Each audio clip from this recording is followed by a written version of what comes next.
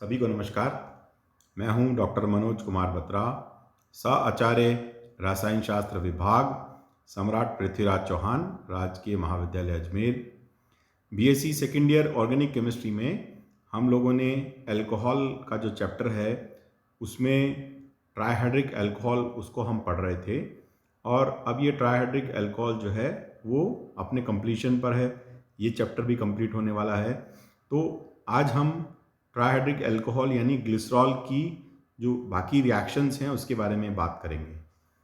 आपको पता है कि ग्लिसरॉल की हमने बहुत सारी रिएक्शंस के बारे में, उसकी ऑक्सीडेशन रिएक्शंस के बारे में, रिडक्शन रिएक्शंस के बारे में, उनके बारे में, एस्ट्रिफिकेशन, इन सब के बारे में हमने चर्चा की। तो आज हम उसके आगे बात करेंगे। तो देखिए, ये है हमारा ऑक्सीकरण विदलन यानी ऑक्सीडेटिव क्लीवेज। तो इस रिएक्शन के अंदर हम क्या देखते हैं कि पैरायोडिक अम्ल से जो है वो ऑक्सीकरण करने पर फॉर्मिक एसिड और फॉर्मल्डिहाइड जो है इसका मिक्सचर बनता है। तो ग्लिसरॉल जो है CH2OH, CHOH और CH2OH, इसकी रिएक्शन पैरायोडिक एसिड यानी HiO4 के साथ में कराएंगे। जो दोनों आउटर साइड के यानी बाहर की तरफ के जो दोनों प्राइमरी अल्कोहल्स हैं वो फॉर्मल्डिहाइड में ऑक्सीडाइज हो जाएंगे और बीच का जो सेकेंडरी अल्कोहल है वो फॉर्मिक एसिड में ऑक्सीडाइज हो जाएगा। So in this reaction of oxidative cleavage what we do is we try to oxidise the glycerol with the help of periodic acid which is HiO4.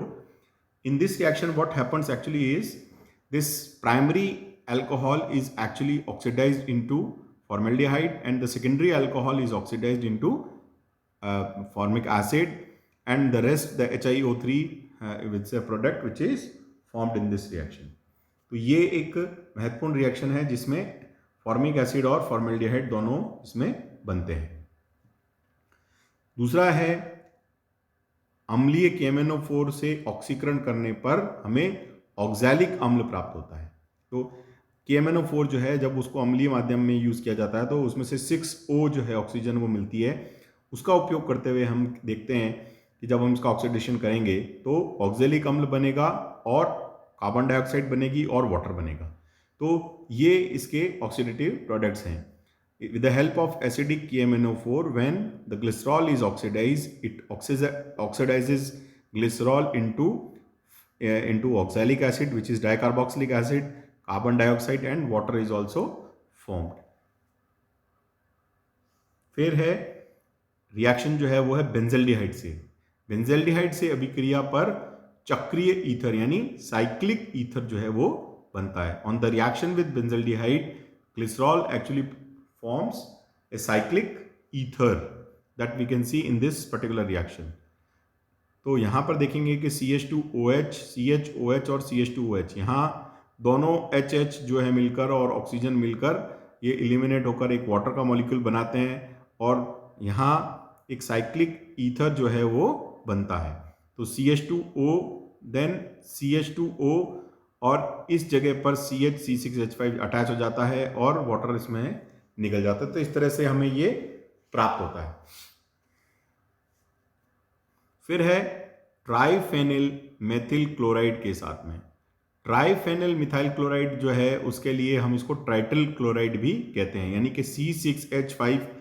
ये इसकी 3 benzene rings होती हैं और वो जिस कार्बन से जुड़ी होती है उस पर एक हैलाइड ग्रुप जो है वो या क्लोराइड जुड़ा हुआ है, तो ये कहलाता है ट्राइफेनिल मेथिल क्लोराइड या ट्राइटिल क्लोराइड। तो ट्राइटिल क्लोराइड के साथ अभिक्रिया करने पर प्राथमिक अल्कोहल समूह का ही इथरीकरण होता है। मतलब only the primary alcoholic group are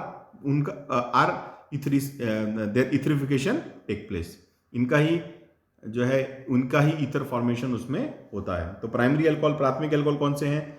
जैसे हम ग्लिसरॉल की बात करते हैं तो CH2OH जो है वो, जो कि दोनों टर्मिनल पोजीशन पर OH ग्रुप जुड़े हैं, वो प्राइमरी अल्कोहलिक ग्रुप है। तो इन दोनों पोजीशंस पर ईथर का फॉर्मेशन होता है। तो पहले क्या होगा, पहले ऊपर वाला OH ग्रुप का जो है हाइड्रोजन जो है वो हटकर यहाँ पर ट्राइटिल क्लोराइड ग्रुप अटैच हो जाएगा। तो उसको हम कहते हैं ग्लिसरॉल का अल्फा मोनो ट्राइफेनिल मेथिल ईथर। तो ट्राइफेनिल मेथिल ईथर जो कि अल्फा पोजीशन पर अटैच्ड है।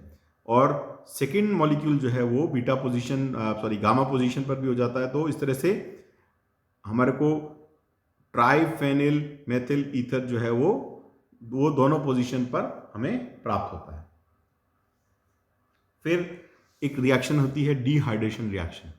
तो ग्लिसरॉल की जब हमने पोटेशियम हाइड्रोजन सल्फेट KHSO4 जिसको हम कहते हैं पोटेशियम हाइड्रोजन सल्फेट अथवा किसी अन्य निर्जलीय कारक यानी कि कोई और डिहाइड्रेटिंग एजेंट जैसे कॉन्सेंट्रेटेड H2SO4 है या P2O5 फॉस्फोरस पेंटॉक्साइड है, इसके साथ गर्म किया जाता है तो एक्रिलिन बनती है जो अपनी विशिष्ट गंध के द्वारा पहचानी जाती है।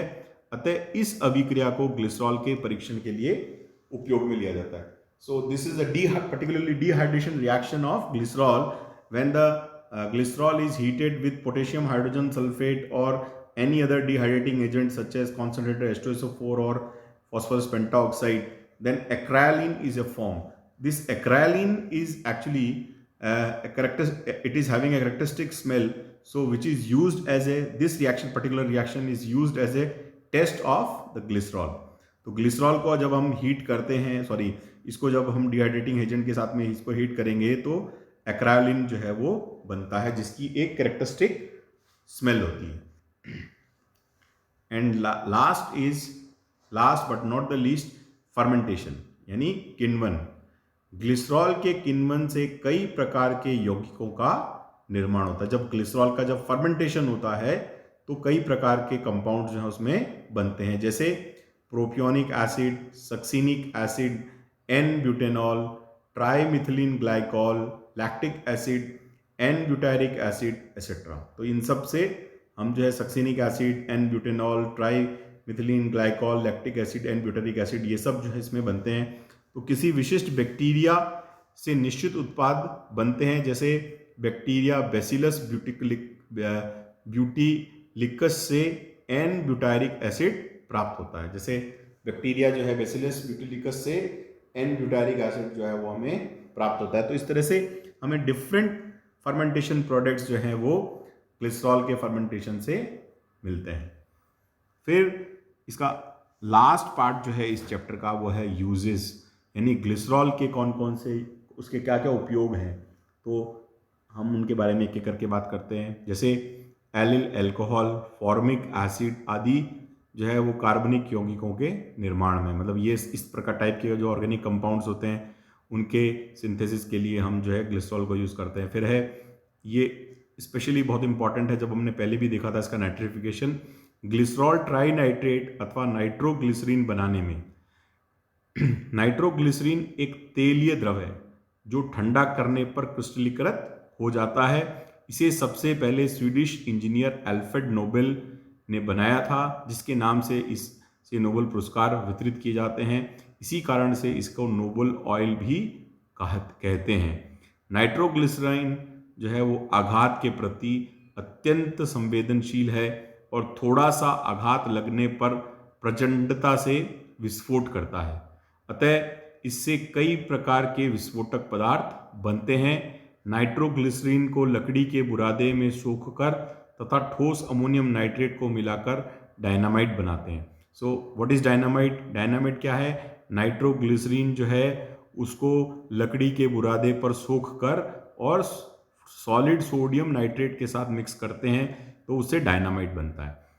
और विस्फोटक जिलेटिन यानी ब्लास्टिंग जिलेटिन क्या होता है? वो होता है nitroglycerine gunpowder which is cellulose nitrate का मिश्रण होता है। और कार्डाइट क्या होता है? नाइट्रोग्लिसरीन गन कॉटन एंड तीसरी चीज जो होती है वो होती है वैसलीन। तो इन तीनों का मिक्सचर जो है वो कार्डाइट कहलाता है। जिलेटिन, ब्लास्टिंग जिलेटिन के बारे में बात की, डायनामाइट के बारे में हमने बात की।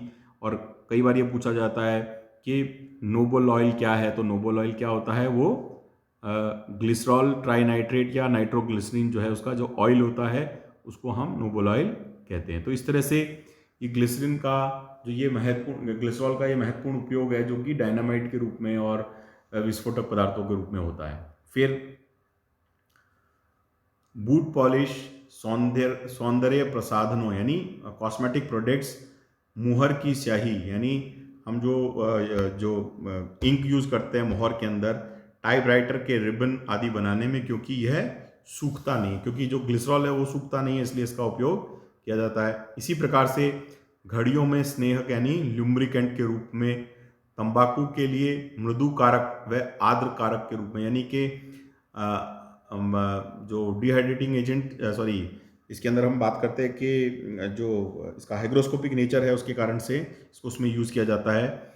मिठाइयों, औषधियों व भोजन में परिरक्षण यानी प्रिजर्वेटिव के रूप में, हिमकरण विरोधी यानी एंटी फ्रीज के रूप में, जो जमने से रोकने के रूप में भी इसका उपयोग किया जाता है। चमड़े के सामान को नम्र और मृदु बनाने वाले पदार्थ के रूप में, और एसिड प्रूफ सीमेंट के निर्माण में, यानी कि एसिड प्रूफ सीमेंट जो है उसके निर्माण में। तो इस तरह से ये जो है इसके विभिन्न उपयोग जो है ग्लिसरॉल के किए जाते हैं। तो इस तरह से अब ये जो हमारा चैप्टर है, ये अल्कोहल का चैप्टर कंप्लीट होता है। लगभग हमने इसके लिए करीब 27 लेक्चर्स हुए हैं, जिसमें जाकर ये पूरा चैप्टर खत्म हुआ, जिसमें हमने सबसे पहले बात की मोनोहाइड्रिक अल्कोहल के बारे में, फिर बात की डायहाइड्रिक अल्कोहल यानी ग्लाइकॉल के बारे में, और अब फिर हमने बात की ट्राइहाइड्रिक अल्कोहल यानी ग्लिसरॉल के बारे में। तो इस तरह से ये जो चैप्टर है इसके जो भी इससे रिलेटेड क्वेरीज़ हैं आप पूछ सकते हैं, और जो भी इसके क्वेश्चन आंसर्स हैं आप उसको बुक में पीछे देखें और उसको सॉल्व करें, और उसमें भी कोई प्रॉब्लम हो तो आप अवश्य रूप से पूछें। आप सभी का बहुत बहुत धन्यवाद।